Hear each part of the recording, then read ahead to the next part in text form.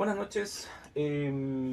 Como les había prometido, vamos a seguir abordando los contenidos de nuestro curso a través de este apoyo audiovisual, donde yo espero poder orientar la lectura de los textos que se les han estado enviando. En este caso, los textos que les envié corresponden a dos puntos centrales que vamos a trabajar en el marco de nuestro curso. Y esos puntos tienen que ver con lo siguiente. La lectura que hemos estado desarrollando en el marco de este curso de teoría democrática, como ya les hemos conversado en muchas ocasiones, trabaja una especie de línea de tiempo de lo que sería la historia de la aceptación de la democracia en los círculos intelectuales y filosóficos del mundo occidental. Tenemos un primer periodo, un primer momento donde sabemos que la democracia en el siglo V antes de Cristo recibe una fuerte crítica de parte de dos importantes filósofos, los dos más importantes, digamos, de este momento, de este contexto histórico y cultural, que son Platón y Aristóteles. Ambos cuestionan, digamos, la democracia y formulan la crítica que nosotros ya tuvimos la ocasión de poder ver en sus puntos medulares. Un segundo punto importante dentro de esta línea de tiempo va a estar vinculado con el siglo XVIII. En el siglo XVIII se desarrollan algunos conceptos democráticos sin todavía conformar una defensa directa de la democracia, por cuanto señalamos que la mayoría de estos teóricos, por ejemplo los teóricos franceses, ¿no? Ingleses también, incluso los norteamericanos, van a ser fundamentalmente republicanos, más que demócratas son republicanos, ¿no? Y hay, respecto a la democracia, sí el desarrollo específico de algunos conceptos. Vimos y comentamos, por ejemplo, ideas relacionadas con la noción de contrato social, la noción del gobernante como alguien que ejerce el cargo en representación de gente que lo elige, en este caso el pueblo. Trabajamos también, o vimos también, un concepto vinculado en este caso con la voluntad general. O sea, son como formulaciones parciales, digamos, de lo que mucho más adelante viene a conformar, digamos, lo que se entiende por democracia. Ahora, cuando se produce la aceptación formal, ¿no? La consolidación, podríamos decirlo también, de la democracia como tal, esto ya a mediados del siglo XX, ¿no? Y el hecho histórico importante, fundamental, que va a posibilitar esta consolidación es el surgimiento de los totalitarismos en la primera mitad de este siglo XX, ¿no? Hechos que van a estar muy marcados con el desarrollo de las dos primeras guerras mundiales, particularmente con la segunda. Entonces, el primer punto en el que yo me voy a detener en este video tiene que ver con los totalitarismos. Vamos a conversar de eso, ¿ya? Solo para dejar un poco el nexo con lo que vamos a ver más adelante, es en contraste con el totalitarismo que la democracia como tal termina de ser aceptada, termina de ser validada fundamentalmente, ¿no? Y en ese sentido, con el correr de las décadas, rápidamente en el panorama político del mundo occidental, post Segunda Guerra Mundial, ya en la década de los 70, particularmente en Estados Unidos, en Inglaterra, hay una modalidad de democracia que se empieza a consolidar, que es la democracia liberal. O sea, la gran ganadora, por así decirlo, digamos, dentro de esta disputa teórica respecto a la democracia que surge después de la Segunda Guerra Mundial, es en este caso la democracia liberal. De hecho, respecto de la democracia liberal, de sus características, digamos, y de sus fundamentos filosóficos, nosotros vamos a conversar en un siguiente video. Por ahora nos vamos a concentrar en aquello que marca el contraste con la democracia y que permite su consolidación, que en este caso son los totalitarismos. ¿Ya? Estudios sobre los totalitarismos hay bastantes, ¿no? De hecho, yo les compartí unos links, ¿no? Eh, en un correo electrónico para que ustedes se empezaran un poco como a aproximar a este tema. Y desde el punto de vista de los autores, yo voy a rescatar a dos. Voy a rescatar a Raymond Aron y voy a rescatar, por supuesto, a Hannah Arendt, ¿no?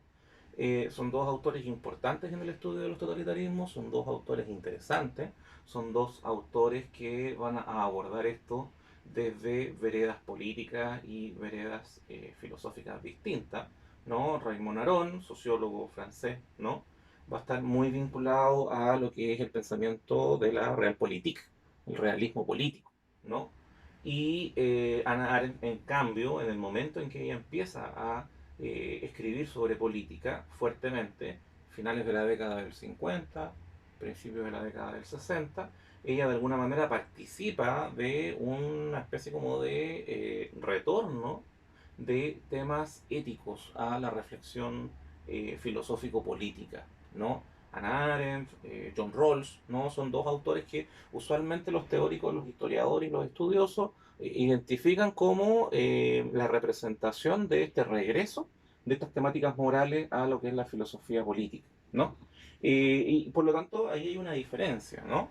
Me gustaría partir muy brevemente con Raymond Aron, haciendo una especie como de descripción muy general para que después nos vayamos con las lecturas, ya que esta noción de realismo político, que como escuela de pensamiento surge en Alemania a mediados del siglo XIX, va a entender la política, dentro de sus características generales por supuesto, como una actividad autónoma frente a cualquier forma de restricción normativa. La política tiene objetivos propios, son objetivos que principalmente son de tipo práctico, de tipo concreto. La política tiene la responsabilidad y el deber de responder a necesidades que se van presentando de acuerdo a las circunstancias. Y para el cumplimiento eficaz de esas exigencias, de esos requerimientos, no puede haber alguna limitación normativa, ¿no? Por lo tanto, para los realistas políticos, la política es autónoma frente a la ética. ¿Sí? Todo lo contrario de esta idea planteada por Arendt en que la ética vuelve, digamos, a formar parte de la reflexión que la política tiene que, en este caso, desarrollar. No me voy a detener mucho con lo del realismo político, solo me voy a permitir dar una sugerencia bibliográfica, que es este texto de un profesor chileno, Luis Orotapia. El texto se llama El concepto de realismo político y es un trabajo bastante minucioso respecto a, bueno, cuál es en qué consiste, digamos, el realismo político, entendiendo que no hay un gran trabajo de fijación de las características de este concepto por parte de los adherentes, que es llamativo, digamos, ¿no? Hay adherentes del realismo político, hay figuras muy representativas, tenemos por ejemplo a Max Weber, tenemos por ejemplo a Carl Schmitt, tenemos por ejemplo a Hans Morgenthau, y tenemos, por ejemplo, a Raymond Aron, ¿no? Que son figuras que representan y se adscriben, digamos, a esta forma de pensamiento, pero que tampoco desarrollan una fijación del concepto de realismo político con tanto detalle. Quizás Morgenthau, ¿no? Sea un poco la excepción a esa tendencia, con un trabajo donde él aborda e intenta fijar en uno de los capítulos las características del realismo político, ¿no? Por lo tanto, les sugiero este texto para que, si es que les parece interesante, puedan empaparse un poquito de en qué consiste, digamos, esta importante e influyente corriente de pensamiento, sobre todo en las relaciones internacionales. La realpolitik ahí es donde quizás imprimió su sello con más fuerza. Bueno, vámonos con los totalitarismos, vamos con estos autores. Sí, antes de ir formalmente con ellos, me gustaría abordar algunas explicaciones muy generales respecto a qué vamos a entender por esto de los totalitarismos, ¿no? Totalitarismo es entendido como un fenómeno, si se quiere, del siglo pasado, del siglo XX, ¿no? Las experiencias políticas anteriores no se entendieron como totalitarismo. Y es que los totalitarismos presentan características bien particulares, ¿no? Que permiten establecer esta diferencia. De hecho, una buena forma de empezar a caracterizar esto y aproximarse es diferenciando, aunque sea de manera general, los totalitarismos con otros conceptos que se suelen utilizar en el lenguaje político común, digamos, casi como sinónimos, ¿no? Conceptos que un poco significan lo mismo, pero que desde el punto de vista de la teoría política y de la filosofía política, muchos autores han intentado separar. Por lo pronto, por ejemplo, no va a ser lo mismo un totalitarismo que una dictadura. Es factible poder hacer ahí una diferencia. Y es que en el totalitarismo, muchos autores consideran que la concentración del poder más bien está en torno al Estado, ¿no? El Estado es el que reúne, digamos, las funciones fundamentales, Estado representado por una figura, un líder, ¿no? Y la diferencia con la dictadura tiene básicamente que ver con que en la dictadura ese poder no está concentrado en el Estado, sino que está concentrado en un sujeto, que en este caso es la figura del dictador, ¿no? Los totalitarismos, de hecho, y ahí hay una diferencia importante con las dictaduras, los totalitarismos apelan a las masas, ¿no? Los totalitaristas, en este caso los líderes totalitaristas, se presentan como defensores de la masa, defensores del colectivo. Por eso es que en los totalitarismos el recurso del terror, ¿no? De la violencia, del amedrentamiento, va a estar dirigido no a las grandes colectividades de sujetos, sino más bien a las minorías, identificando en esas minorías los enemigos, digamos, de los intereses del Estado. A diferencia del dictador, porque el dictador más bien pretende controlar esta masa y por lo tanto estos recursos de violencia y de fuerza los dirige, pero los dirige a grandes colectivos humanos, grandes colectivos de personas, ¿no? Por lo tanto, el dictador sí va a atacar a los propios ciudadanos, ¿no? Porque él en el fondo no intenta, intenta a través del terror generar obediencia, generar sumisión, más que esta adhesión y este favoritismo que el totalitarista busca generar, particularmente en las masas, ¿no? Un tercer concepto que dentro de esta explicación general, por supuesto, hay autores que la cuestionan y hay autores que la defienden a muerte, ¿no? Un tercer concepto que cabría distinguir es el del autoritarismo, ¿no? Totalitarismo, dictadura, autoritarismo, no serían lo mismo porque en el caso del autoritarismo, ¿ya? El poder va a estar concentrado también en un sujeto o en una élite política, si se quiere, pero a diferencia de la dictadura, en que el dictador se hace del poder a través del uso de la fuerza, por ejemplo, en un golpe de Estado, ¿no?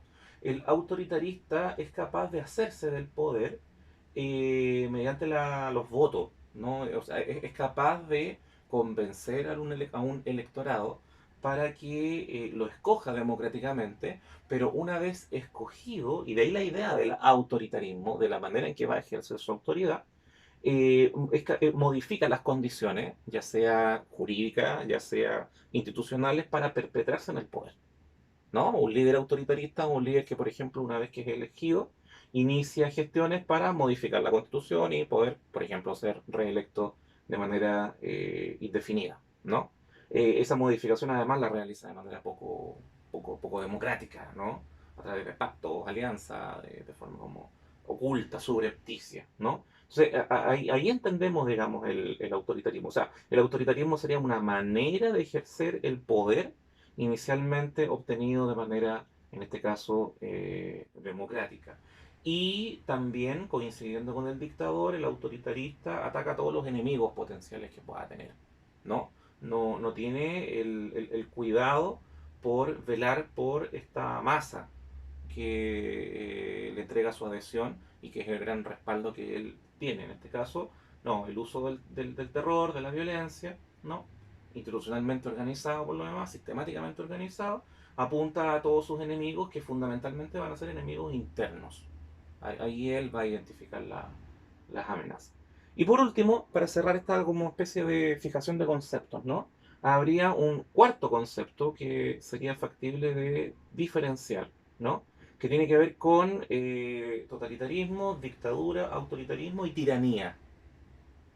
Muchas veces se habla de los dictadores como tiranos, muchas veces se habla de los totalitaristas como tiranos, pero desde el punto de vista de la filosofía política, de la teoría política, cuando hablamos de la tiranía estamos hablando de un régimen político clásico, clásico porque va a estar fundamentalmente situado en lo que es el mundo griego, ¿no?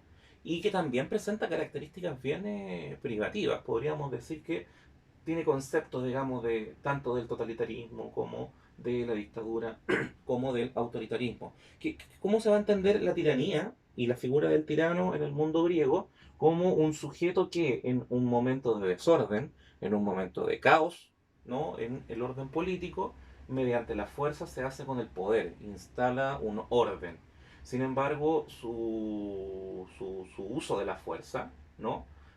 Para conservar ese poder, va a estar dirigido a sus enemigos, no a la masa. Acá hay una coincidencia con el totalitarismo. El tirano, al contrario, hace gestos hacia la masa. El tirano le entrega, en este caso a la plebe, si se quiere, al pueblo, entre comillas, llamémoslo, ¿no? Aquellas cosas que ellos desean para recoger su adhesión, recoger en este caso su favoritismo. Por eso que en el mundo griego, en el mundo antiguo, podemos encontrar que hay tiranos amados por su pueblo, digamos, amados por su gobernado. E incluso tenemos casos de tiranos que hicieron un buen gobierno, si quisiéramos describirlo, digamos, desde ese punto de vista, desde esa perspectiva. Gente que se dedicó, en este caso, no sé, al cultivo de las artes, de la filosofía, promovió, digamos, el desarrollo cultural en los pueblos a los cuales tenían sometidos. Entonces, acá hay que pensar que en el mundo griego hay muchos conceptos que no están presentes en la evaluación de estos regímenes políticos, como por ejemplo la idea de derechos humanos, por ejemplo la misma idea de Estado, ¿no? Acá lo que nosotros podríamos llamar el Estado está muy asociado al sujeto, ¿no? No tenemos esta idea que es moderna, ¿no? Que empieza a surgir acá del Estado como una institución y del gobernante como un cargo, ¿no? Como un cargo prefijado, con características, con funciones, con limitaciones establecidas. No, en el mundo antiguo el gobernante, además concentraba los poderes, el gobernante era juez, el gobernante legislaba, el gobernante dirigía, ¿no? Reunía los poderes en torno a sí y por lo tanto su criterio es lo que se entendía como lo mejor para los gobernados. Entonces, estos cuatro conceptos que brevemente sintetizamos, totalitarismo, dictadura, autoritarismo y tiranía, tienen estas diferencias, en la práctica se van a un poco a entrecruzar al momento de hablar de estos fenómenos, de estos regímenes políticos, ¿no? Bueno, partamos hablando un poquito de Raymond Aron, ¿no? Y su estudio de los totalitarismos. Raymond Aron esto lo va a trabajar en una obra que se llama Democracia y Totalitarismo, que originalmente es del año 1965, ¿ya? Eh, lo interesante de este trabajo y lo interesante de Raymond Aron es que él va a abordar el estudio de los totalitarismos eh, a partir de una suerte como de antítesis que él va a plantear en esta obra, ¿ya? Que tiene que ver con dos modelos políticos fundamentales que se podrían identificar en el mundo, digamos, ¿no? Tanto occidental, bueno, él estudia principalmente lo occidental, pero podemos extrapolarlo al mundo occidental y oriental, y que tienen que ver en este caso con los modelos democráticos o constitucionales, que son pluralistas, reconocen la diversidad de puntos de vista en los sujetos que componen una asociación política versus los modelos totalitarios o de partido único que además son monopolistas. Son modelos que más bien tienden a hacer del grupo social una sola colectividad en lo político y por lo tanto la pluralidad, el punto de vista disidente, más bien tienden a oprimirlo. En este análisis, Raymond Aron claramente le va a cargar la mano al modelo socialista, ¿no? En este caso al modelo eh, ruso, ¿no? De la Unión Soviética, y va a ejercer ahí una crítica importante. Ahora, si nosotros nos concentramos específicamente en la lectura, ¿ya? Hay vamos a buscarlo. En la parte final del texto, que es lo que yo principalmente les envié, que tiene que ver en este caso con el capítulo 15. El capítulo 15 se llama Del totalitarismo. Ahí el autor aborda esto con más detalle. Dentro de todo lo que yo les envié hay dos cosas importantes. Una, vinculada con las características del totalitarismo, ¿no? ¿Qué elementos van a dar cuenta del totalitarismo? Y lo otro tiene que ver con tres preguntas, podríamos decir que son las preguntas de reflexión que Aaron se formula, que de estas preguntas también empieza a formularlas en el capítulo 15 y termina de formularlas en el capítulo 16. Lo que yo les envié entonces es el capítulo 15 y el capítulo 16 de esta obra, ¿no? Entonces, veamos las características para que las comentemos y empecemos a formarnos una primera opinión y después nos referimos a estas tres preguntas que yo les había mencionado. Esto lo vamos a encontrar en la página 291.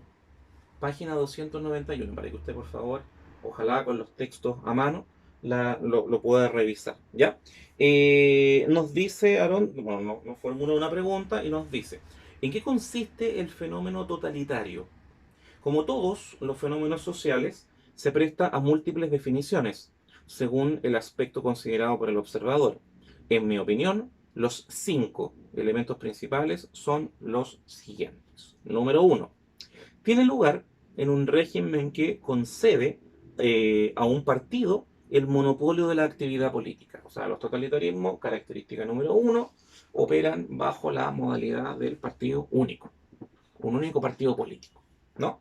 Esto tiene que ver con la oposición que habíamos dicho recién entre estos modelos pluralistas que recogen la diversidad y estos modelos que más bien tienden a minimizar esa diversidad y a homogeneizar la visión política. Número dos, el partido monopolista está imbuido o armado de una ideología a la que se le confiere una autoridad absoluta y que por consiguiente se transforma en la verdad oficial del Estado.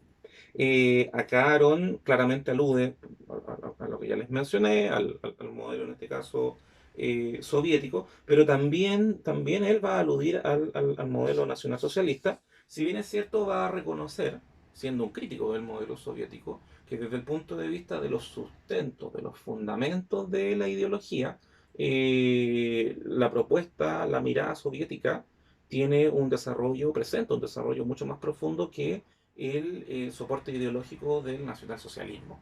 O sea, el régimen de Hitler en este caso es un régimen desde el punto de vista ideológico bastante pobre, ¿no?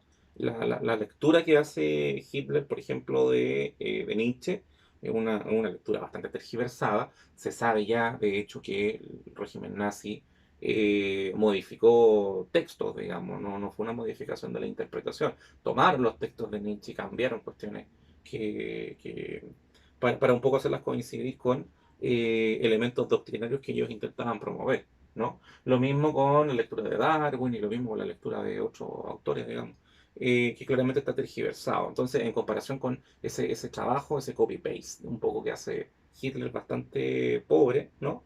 Desde el punto de vista de los fundamentos. Claro, los teóricos socialistas, tomando, recibiendo el influjo de las ideas de Marx, desarrollan un trabajo mucho más sólido a lo que se refiere a la construcción teórica, por supuesto, ¿no? Y eso Aaron lo reconoce, siendo un crítico, digamos, un crítico del régimen soviético, reconoce, digamos, que esa ideología está un poquito más desarrollada.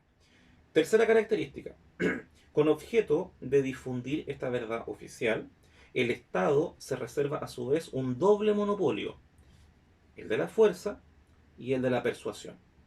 El conjunto de los medios de comunicación, radio, televisión, prensa, es dirigido por el Estado y por quienes lo representan. Acá hay dos recursos que el Estado se va a permitir manejar de forma exclusiva, ¿no? Y uno va por el lado de la fuerza, ¿no? El ejercicio de la fuerza, eh, entendida como violencia en este caso. Vamos a ver con Hannah Arendt que esto toma formas específicas en cuanto a los regímenes totalitarios, pero además la persuasión, o sea, el llevar a que la ciudadanía, estos adherentes, ¿no?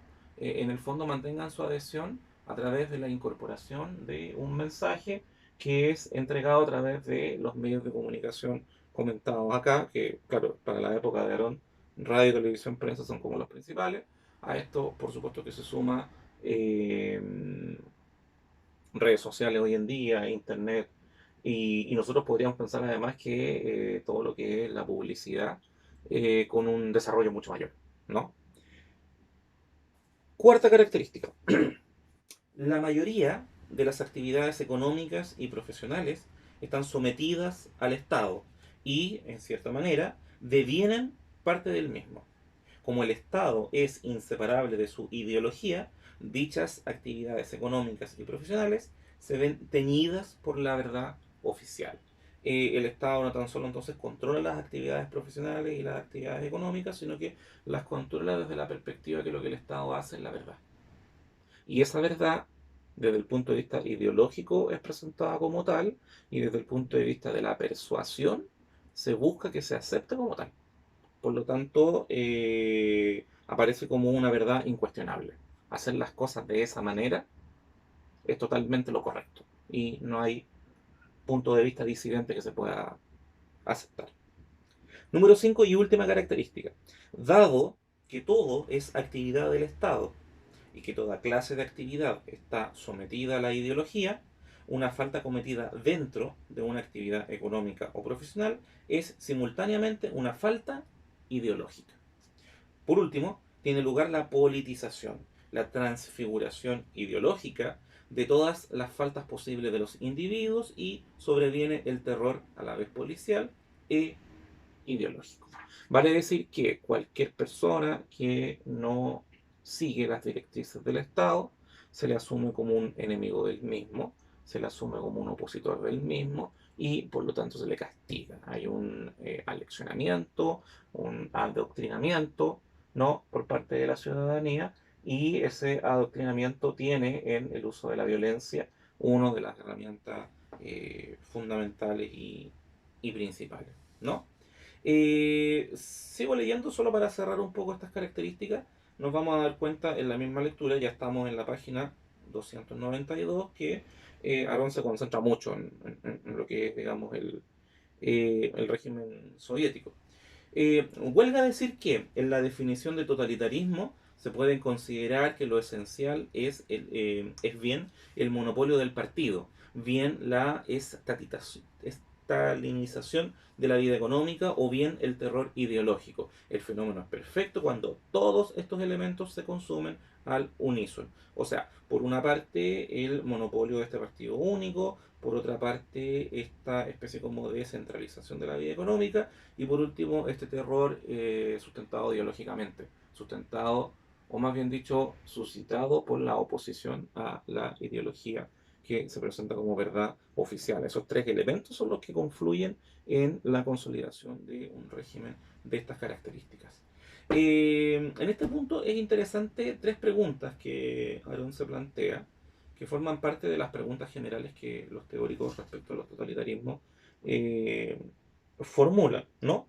La primera pregunta, sigo en la página 292 al final, dice, se refiere al totalitarismo, ¿se trata de un fenómeno históricamente singular o la repetición de fenómenos históricos ya conocidos?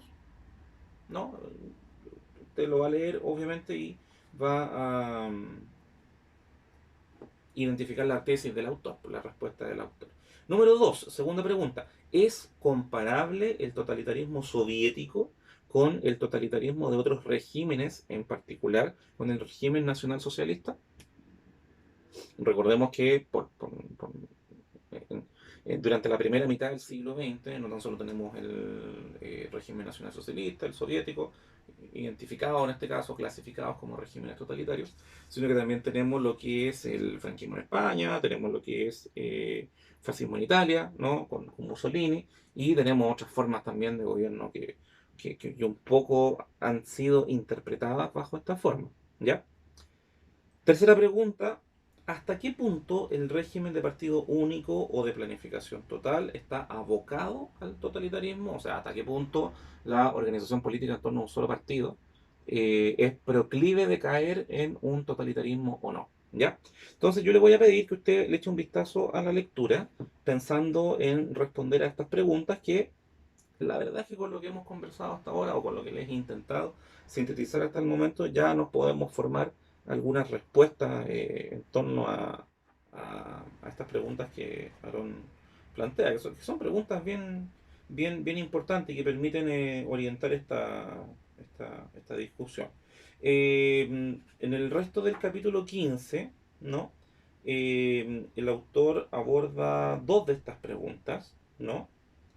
La primera referida a eh, los lazos existentes entre los diversos elementos que en su conjunto constituyen, en este caso, el totalitarismo. La segunda tiene que ver con el parentesco, la oposición o la diferencia con otras formas de totalitarismo, particularmente con el nacionalsocialismo. Y en el capítulo 16 se va a abordar el tercer punto que tiene que ver respecto con la originalidad del totalitarismo en relación a otras formas de gobierno que históricamente le han antecedido. Pensemos en las tiranías en el mundo antiguo, pensemos en incluso en las monarquías, ¿no? En ejercicios del poder despótico, etcétera, etcétera, etcétera. Entonces, les encargo eso, hacer esta lectura pensando en estas tres preguntas y ojalá en las poderlas responder.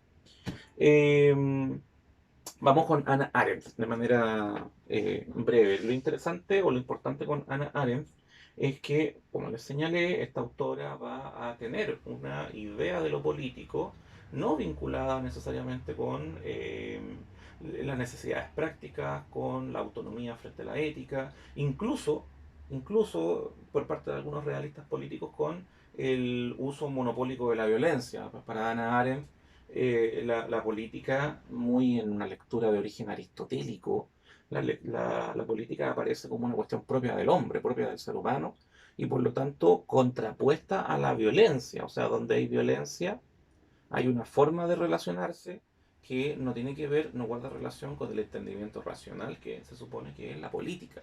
La política es un espacio, el espacio, digamos, es un espacio de entendimiento, un espacio para el establecer acuerdos a partir de la racionalidad, a partir del diálogo, a partir del uso de la palabra, a partir del debate, a partir de la discusión, ¿no? La violencia supone una negación de todo eso, por lo tanto la violencia no forma parte de la política y ahí hay un contrapunto importante con Aron y sobre todo con realistas políticos más acérrimos, si se quiere, ¿no?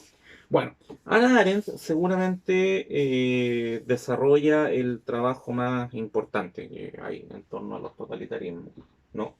Por lo menos es uno de los primeros que abordan esta temática en una obra descomunal, un libraco enorme, que a esta altura es un clásico. Este texto se llama Los orígenes del totalitarismo, originalmente escrito en inglés en 1951. Recordemos que Hannah Arendt, de origen judío, alemana, es exiliada, digamos, por las autoridades nazis, ¿no? Y ella se radica en Estados Unidos, país donde finalmente obtiene la ciudadanía y hace toda su carrera académica, filosófica, ¿no? En esta obra, Hannah Arendt hace un trabajo bastante meticuloso respecto a cómo es que se suscitan, cómo es que se originan estas formas, digamos, de régimen político, ¿no? Y ella va a examinar distintos elementos que tienen que ver, por ejemplo, con las consecuencias de la revolución industrial, principalmente con toda esta política colonialista, ¿no? Que los grandes países europeos emprenden durante el siglo XIX para hacerse de las materias primas y los insumos para poder llevar a cabo el trabajo industrial, ¿no? Sabemos que, bueno, África, Asia, fueron los países, digamos, de estos dos continentes, fueron principalmente los países colonizados por las potencias europeas, ¿no? Y eso de alguna manera generó un caldo de cultivo, ¿no? Que facilitó, un siglo después, digamos, el surgimiento de esta forma, digamos, de este régimen, ¿no? Político. Eh, el texto de Adler es bastante extenso. De hecho, yo fui tomando algunas cosas. La tercera parte de la obra, a ver, convengamos que la obra en total tiene 695 páginas, y el trabajo directamente focalizado en el totalitarismo corresponde a la tercera parte que empieza en la página 431. Entonces, todo esto es la tercera parte y evidentemente yo no les podía mandar todo esto por el poco tiempo que tenemos en el curso. Sin embargo, de lo que logré tomar de este texto, o las páginas que considero que son las centrales para formarse una idea general, hay algunas características que yo les voy a intentar mencionar para que nos formemos una imagen general respecto a qué es lo que es el totalitarismo desde la perspectiva de Arendt, ¿no? Bueno, primera cosa, una primera característica que aparece ya en la primera página que les envié, es que el totalitarismo va a ser entendido como un movimiento de masas, ¿no? Es interesante esta idea de las masas, porque cuando estamos hablando de las masas, vamos a estar hablando de una colectividad de sujetos, ¿no? Que de alguna manera no forman parte de las agrupaciones políticas oficiales, ¿no? Formalmente organizadas, ni tampoco de ciertos segmentos sociales, ¿no? Estamos hablando de masas, no estamos hablando de clases. De hecho, el totalitarismo busca eliminar las clases, busca dirigirse a un gran colectivo, ¿no? Y acá, en la página 438, Hannah Arendt nos va a decir lo siguiente. La leo, dice: los movimientos totalitarios son posibles allí donde existen masas que, por una razón u otra, han adquirido el apetito de organización política. Las masas no se mantienen unidas por la conciencia de un interés común y carecen de esa clase específica de diferenciación que se expresa en objetivos limitados y obtenibles. El término de masa se aplica solo cuando nos referimos a personas que, bien por su puro número, bien por indiferencia o por ambos motivos, no pueden ser integradas en ninguna organización basada en el interés común, en los partidos políticos, en los gobiernos municipales o en las organizaciones profesionales y los sindicatos. Potencialmente existen en cada país y constituyen la mayoría de esas muy numerosas personas neutrales y políticamente indiferentes, que jamás se adhieren a un partido y rara vez acuden a votar, ¿no? Es interesante porque de alguna manera la organización política formal, a través de los ejemplos que la autora nos entrega, partidos políticos, gobiernos municipales, organizaciones profesionales, sindicatos, ¿no? En un colectivo social hay un grupo significativo, hay un número significativo de personas que van a tender a rechazar el formar parte de ese tipo de organizaciones, ¿no?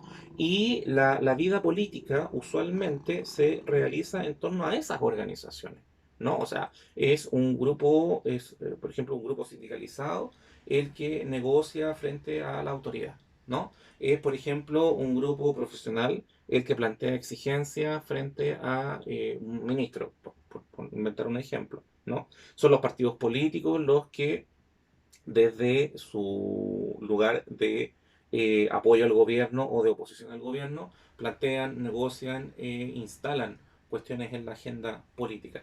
Entonces es a través de la participación, por así decirlo, en la política, se ha desarrollado, y así Ana Arendt lo destaca, a través de la pertenencia a estas organizaciones formales. Sin embargo, hay un número importante de habitantes que no forman parte de esto, que de hecho dice se adhieren, jamás se adhieren a un partido y esta parte es potente, digamos, sobre todo pensando en nuestra realidad política chilena, digamos, rara vez acuden a votar.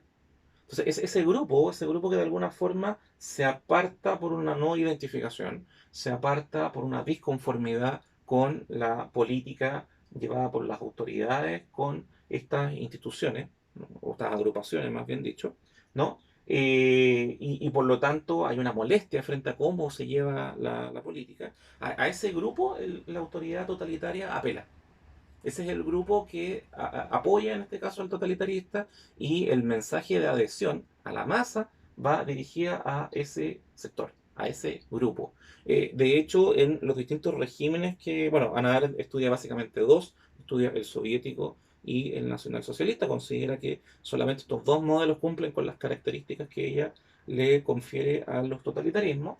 Ella va a estudiar cómo se procede a la eliminación de las clases, ¿no? Eh, para en el fondo generar una masa. Esta masa que es la que genera la adhesión y mantiene al totalitario, al líder totalitario en el poder. Hay muchos ejemplos de la historia en este trabajo de la Hannah Arendt y por lo tanto su lectura en ese sentido es bastante culta, si se quiere, ¿no? Bueno, una segunda característica, junto con esto de que es un movimiento de masas, tiene que ver con el despliegue de una propaganda que es entendida como totalitaria. Acá yo voy a hacer referencia a la página 474 y leo a la autora. Dice, solo el populacho y la élite pueden sentirse atraídos por el ímpetu mismo del totalitarismo. Las masas tienen que ser ganadas por la propaganda. Bajo las condiciones del gobierno constitucional y de la libertad de opinión, los movimientos totalitarios que luchan por el poder pueden emplear el terror solo hasta un determinado grado y comparten con otros partidos la necesidad de conseguir seguidores y de parecer plausibles ante un público que no está todavía rigurosamente aislado de todas las demás fuentes de información. Se reconoce temprano y se ha afirmado frecuentemente que en los países totalitarios la propaganda y el terror ofrecen dos caras de la misma moneda. Sigo leyendo. Allí donde el totalitarismo posee un control absoluto, sustituye la propaganda con el adoctrinamiento y utiliza la violencia, no tanto para asustar al pueblo. Esto se hace solo en las fases iniciales cuando todavía existe una oposición política, como para realizar constantemente sus doctrinas ideológicas y sus mentiras prácticas. El totalitarismo no se contentará con declarar, frente a hechos que prueban lo contrario, que no existe el paro. Abolirá los subsidios de paro como parte de su propaganda, ¿no? Es importante acá reconocer que esta propaganda que es entendida como totalitaria eh, apunta a instalar una verdad, a la construcción de una verdad.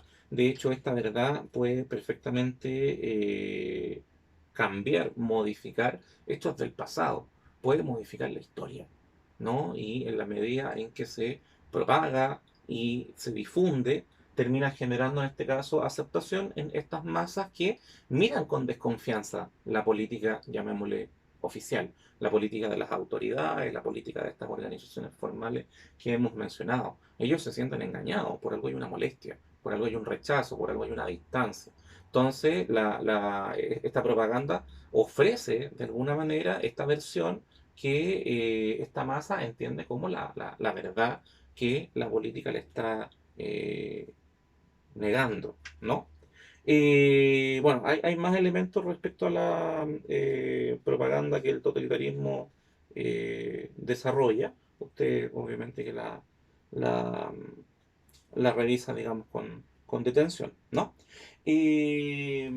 Quiero avanzar a la página 566 porque aquí va a aparecer, bueno, previamente, perdón, me salta algo importante, en la página 574 vamos a tener otra característica importante del totalitarismo. No, acá está.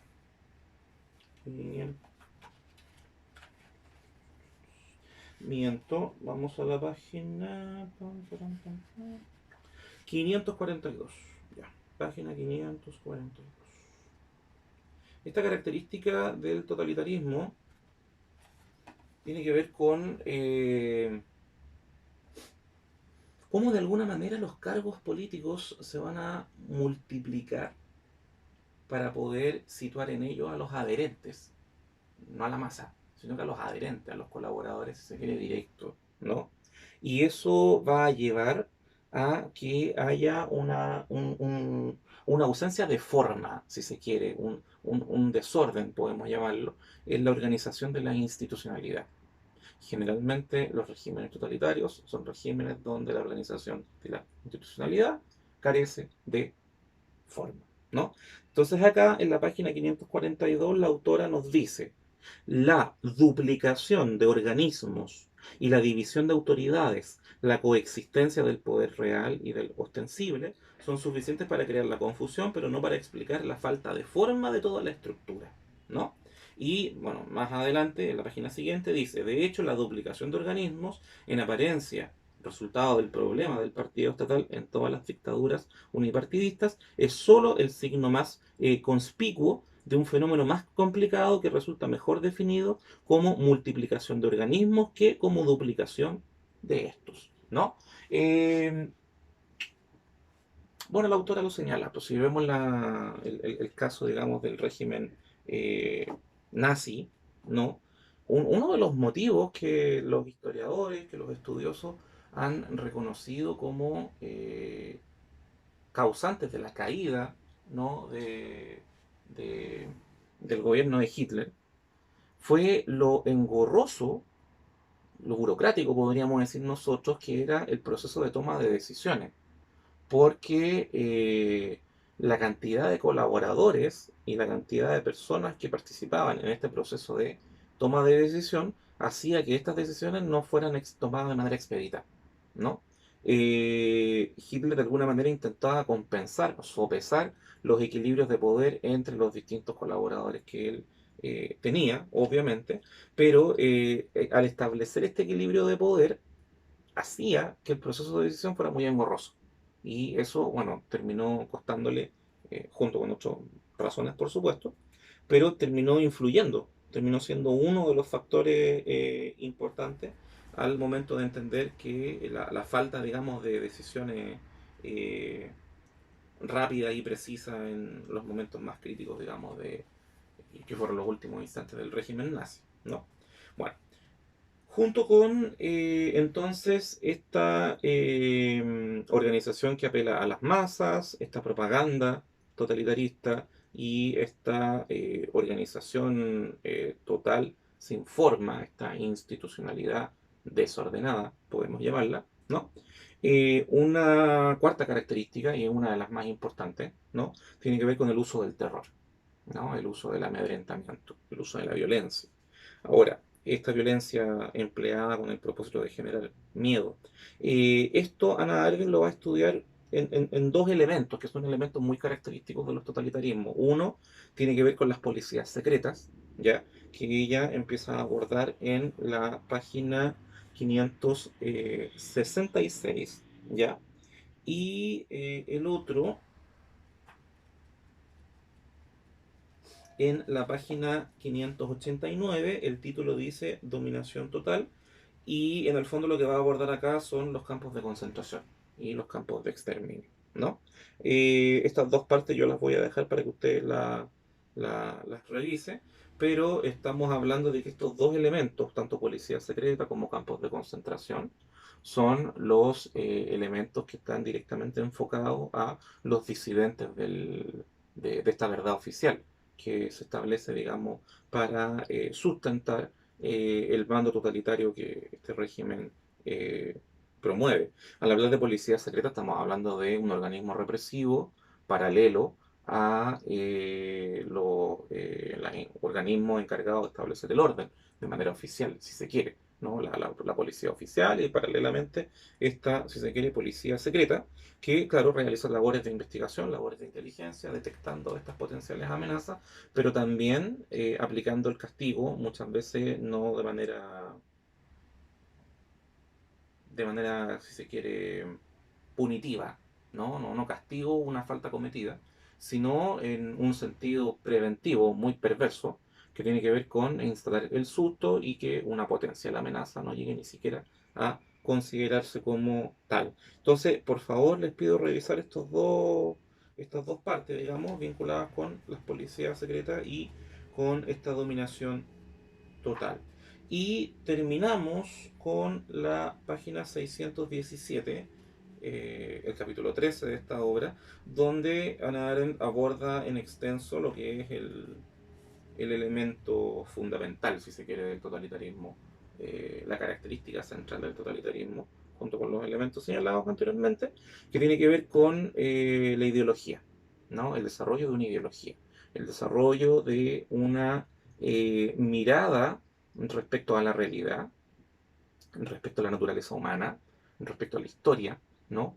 Que justifica, legitima y fundamenta el ejercicio del poder en las características que nosotros hemos señalado. Les empiezo a leer lo que aparece acá en la página 617.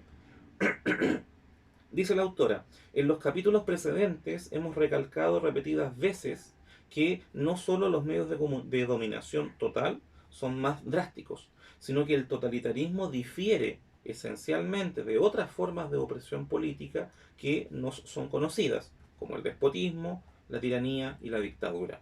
Allí, donde se alzó con poder, desarrolló instituciones políticas enteramente nuevas y destruyó todas las tradiciones sociales, legales y políticas del país. Fuera, cual fuere la tradición específicamente nacional o la fuente espiritual específica de su ideología, el gobierno totalitario siempre transformó a las clases en masas, suplantó el sistema de partidos no por la dictadura de un partido, sino por un movimiento de masas, desplazó el centro del poder ejercido a la policía y estableció una política exterior abiertamente encaminada a la dominación mundial. Los gobiernos totalitarios conocidos se han desarrollado a partir de un sistema unipartidista.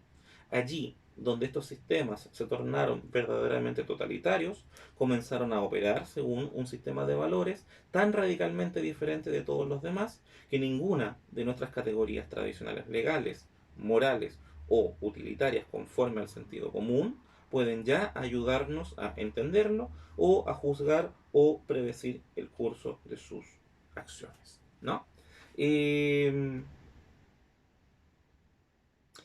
Dentro de esta ideología, uno de los elementos que aparecen como característico, que usted lo va a encontrar en esta lectura, tiene que ver con algo que yo mencioné, que es, si se quiere, la relectura de la historia, la relectura del pasado, relectura que desde el punto de vista de la propaganda incluso pasa por modificar el pasado, si se quiere, ¿no?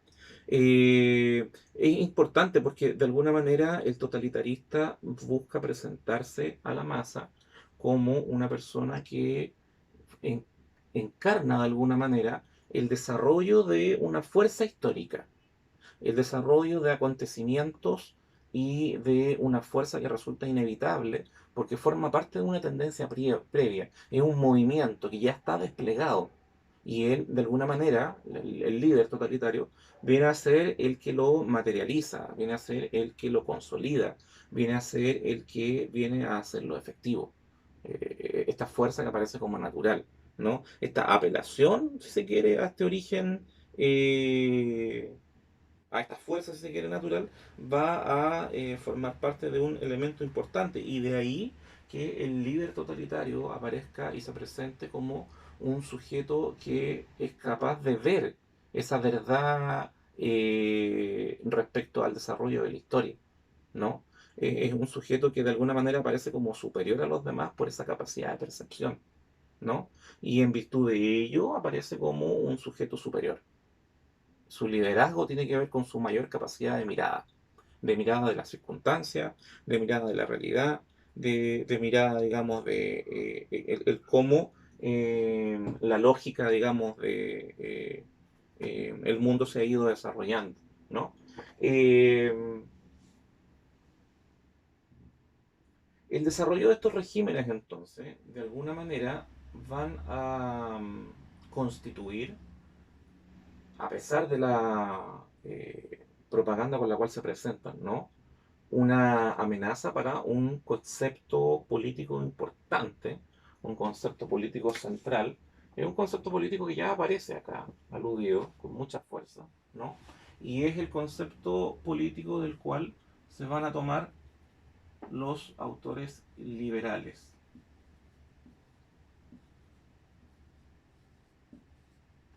El totalitarismo constituye una amenaza para la libertad.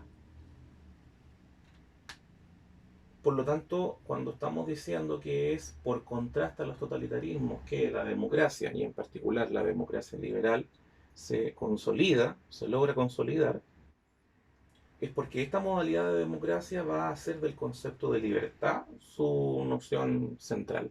nos vamos a percatar que es un concepto de libertad entendida de manera bien específica, ¿no? Bien particular. Y esa noción de libertad es la que el régimen totalitario, con las características que nosotros hemos visto, transgrede, amenaza, elimina, ¿no?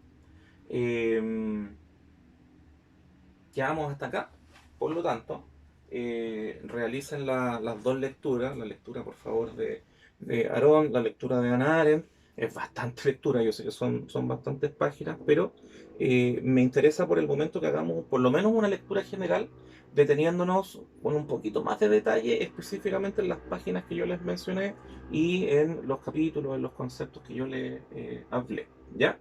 Eh, Vamos a ver entonces en un siguiente video cómo se gesta y sobre todo cómo se establece, cómo se sustenta esta noción de democracia liberal y en particular esta idea de libertad que aparece acorde con este sistema democrático que también se va a defender por parte de los teóricos que adscriben a esta corriente de pensamiento, ¿no?